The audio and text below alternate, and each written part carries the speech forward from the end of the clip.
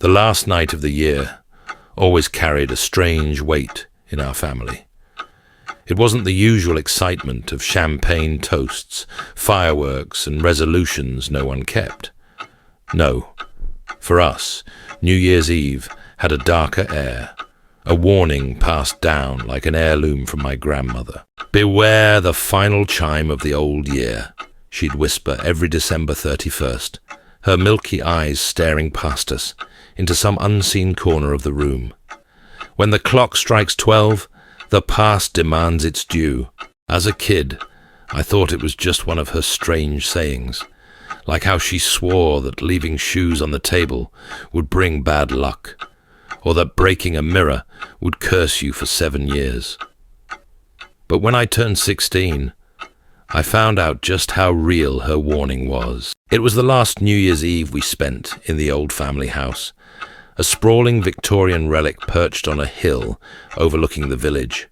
My parents had decided to sell it, claiming it was too big, too drafty, and too expensive to maintain. Grandma wasn't happy about it, but she didn't argue.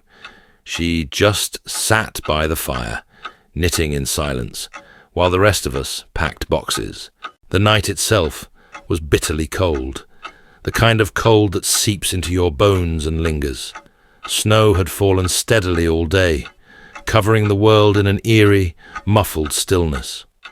We had planned to celebrate quietly, just the 4 of us, Mum, Dad, Grandma, and me. By 11:30, we'd settled in the parlour. The fire crackled in the hearth, casting flickering shadows on the faded wallpaper. Dad poured glasses of champagne, while Mum fussed with an old clock on the mantel. It was an antique, a heavy brass thing, with a pendulum that swung hypnotically back and forth. "Still works after all these years," she said, stepping back to admire it. Grandma looked up sharply from her knitting. "You wound it?" she asked, her voice unusually sharp. "Of course," Mum replied, laughing. "It's tradition. We always set it to chime at midnight." Grandma's knitting needles paused mid-stitch. Her lips moved silently, as if she were praying. I remember the way the air seemed to thicken as midnight approached. It was subtle at first, a faint pressure, like the feeling before a storm. The shadows on the walls grew longer, darker, though the fire hadn't dimmed.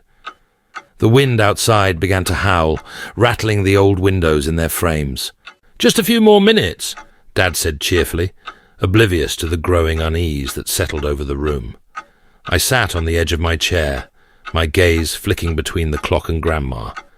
She wasn't knitting anymore. Her hands were clasped tightly in her lap, her knuckles white.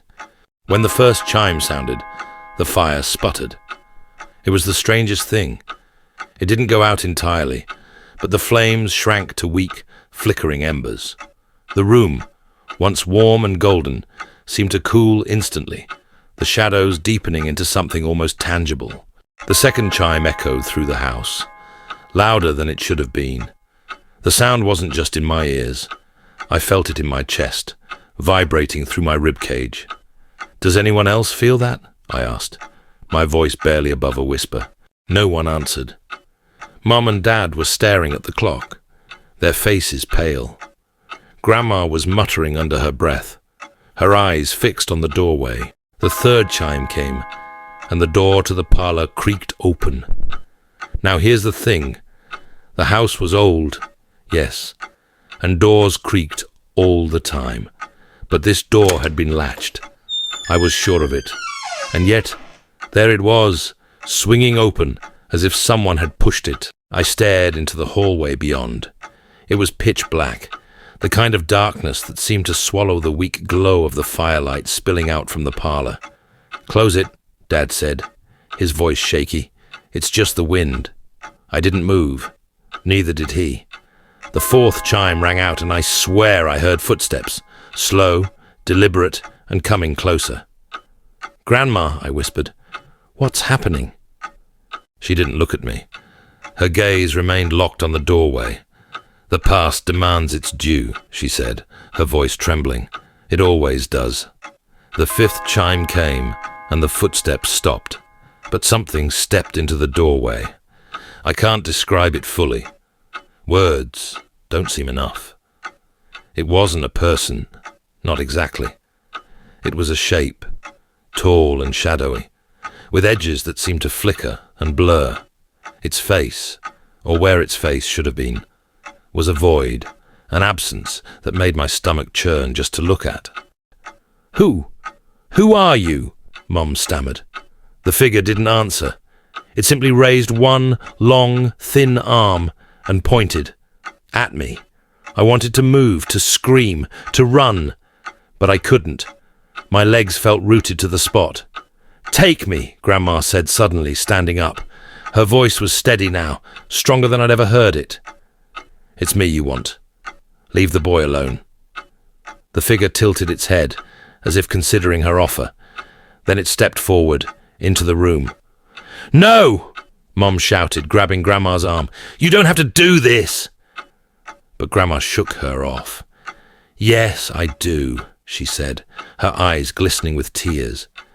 "This is my debt, not his." The figure stopped in front of her.